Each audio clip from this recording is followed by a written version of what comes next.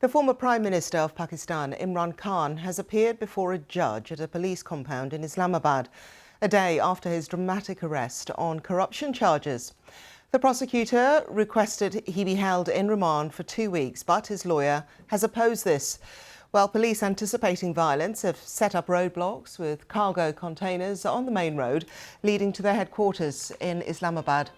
Elsewhere, Mr. Khan's supporters have called for further protests across the country. Police say a senior leader of his party, Asad Umar, had been taken into custody to prevent any disturbance. Well, let's cross live now to Islamabad and speak to my colleague Fahad Javed from BBC Urdu. Fahad, just take us through what happened earlier. So right now, Imran Khan is in the court, and the judge is expected to rule on a request by the authorities to hold Imran Khan in detention for 14 days. The situation in the country is volatile at the moment. Imran Khan's arrest yesterday resulted in widespread and deadly protests across Pakistan, and now the latest situation is that Pakistan's Interior Ministry has called in troops of Pakistan Army to be deployed in Punjab, which is the largest province of Pakistan and where Imran Khan's residence is located, and also in the Khyber Pakhtunkhwa province, which is in the north of Pakistan, to maintain law and order in both the provinces. There have been protests in the capital and in other major cities of Pakistan.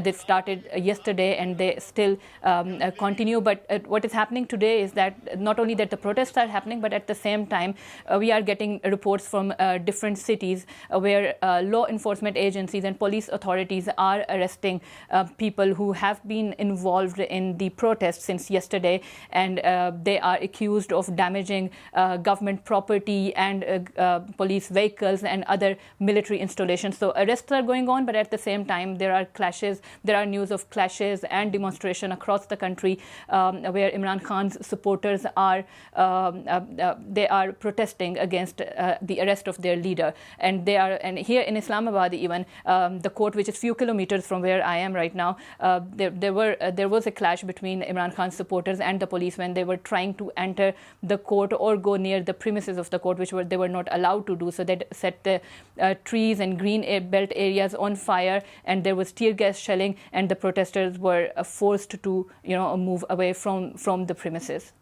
Okay, Fahad, thank you very much for that update. Thank you. Well, earlier I spoke to Dr. Shireen Maziri in Islamabad, and she was Pakistan's Minister for Human Rights in Imran Khan's government. She said that the authorities had abducted Mr. Khan.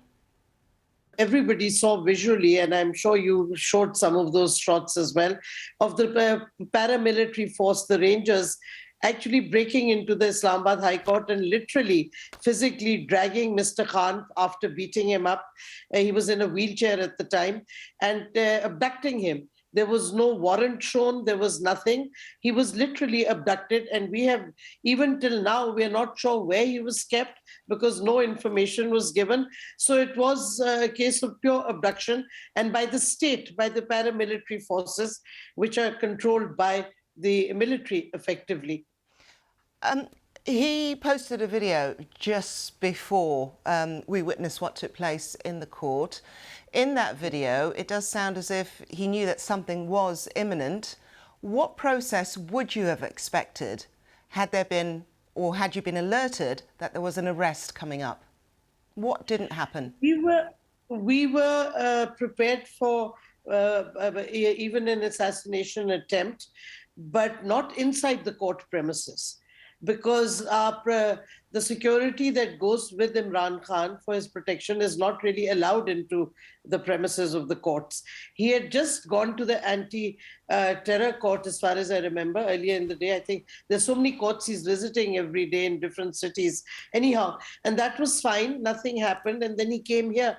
Now, had this happened on the gates or outside the High Court, our people would have been there, but they barged into, I mean, they literally invaded, you can say, attacked the Islamabad High Court, and that we did not anticipate, because we don't expect even the military to abuse the sanctity of the court in this way.